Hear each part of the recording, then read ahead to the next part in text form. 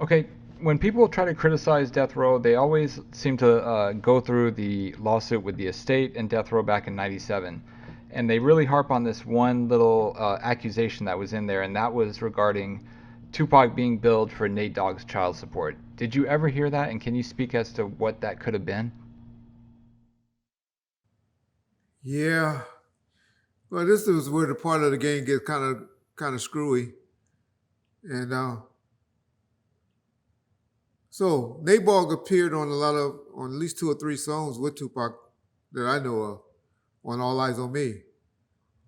Uh, you know the names offhand, John? Scandalous is one of them. Um, All All about. About You is one of them. And there may be another one, but I'm not positive at the moment. But I think it was those two, just those two. Okay. And then Tupac had a song, I believe, on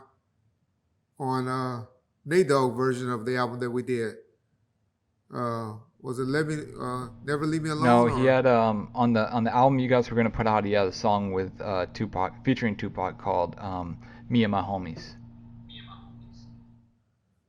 okay.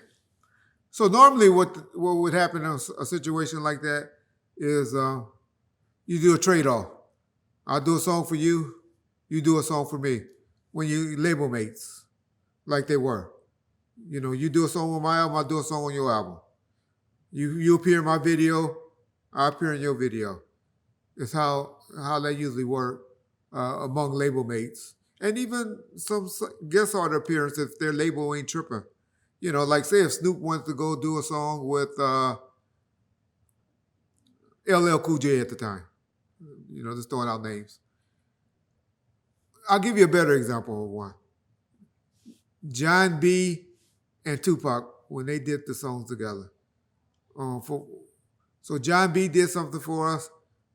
Pac did something in return. That's how we ended up getting actually something from Babyface.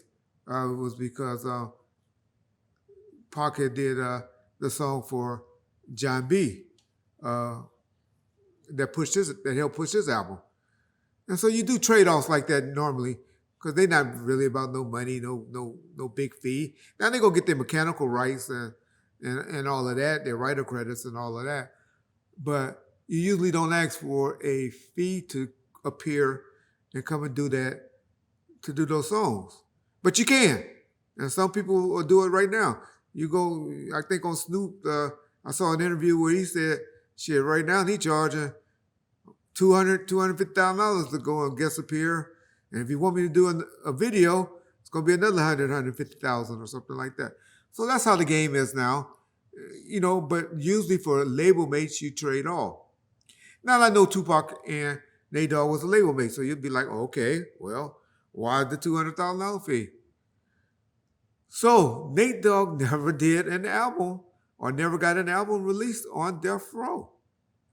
So how do a company justify giving up $200,000 to an artist that haven't did any albums, other than giving them their monthly advance and their living expense usually was their car and house insurance, and usually was taking care of your cell phone bill, which was y'all can imagine what a cell phone bill was back in the 90s. Y'all have no idea.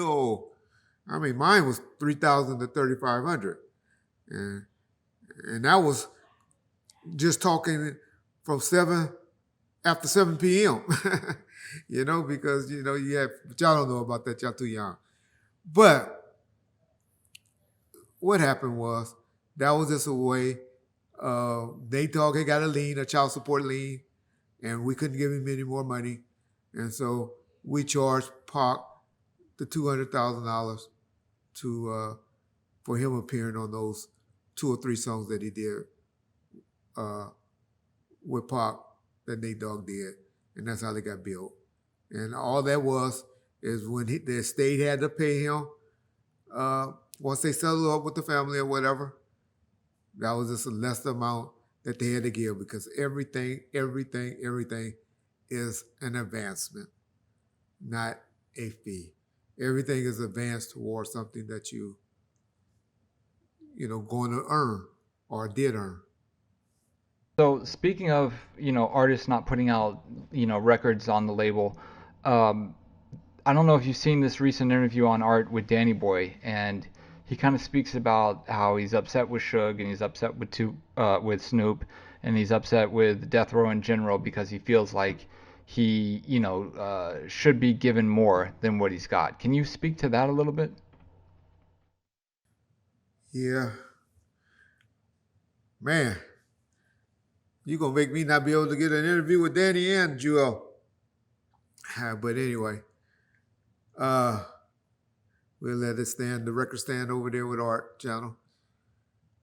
Oh boy, yeah, I'm surprised that Danny spoke like that on Suge.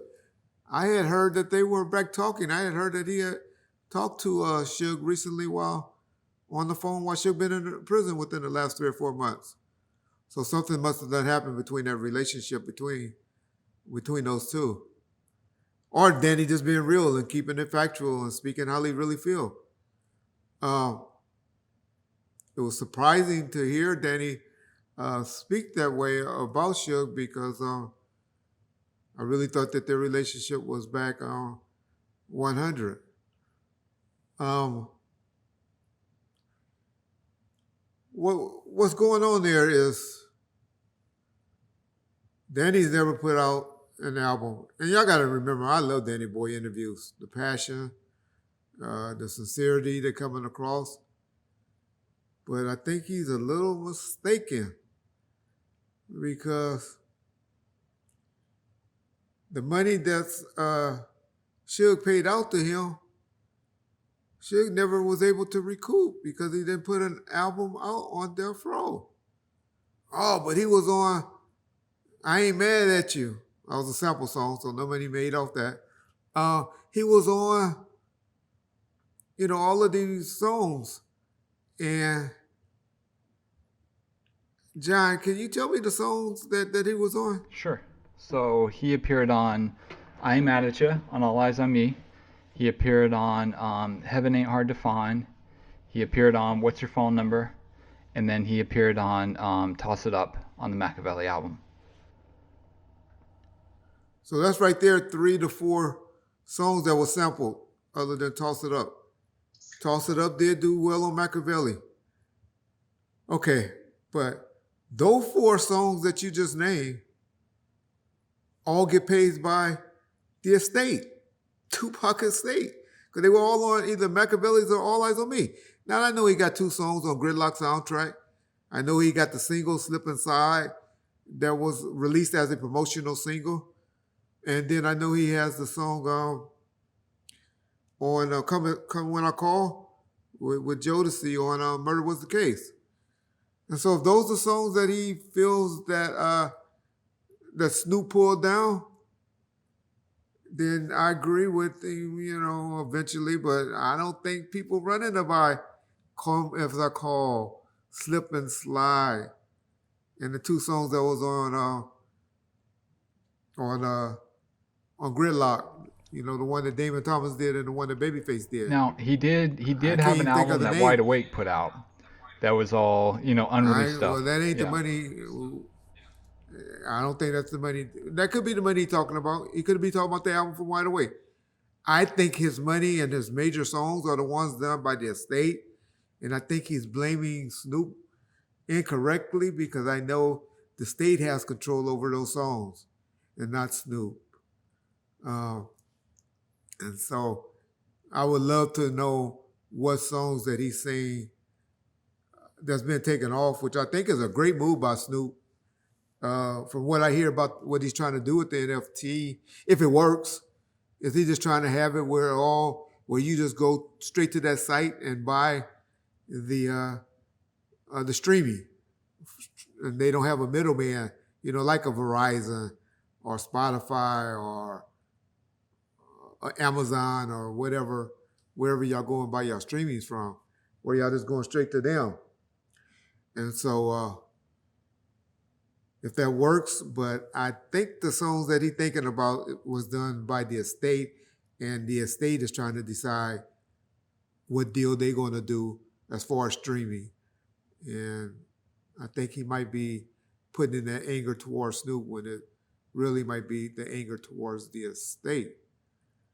But I hate when people go and blame and put Suge into that because he has nothing to do with it. He hasn't had anything to do with that since 2008.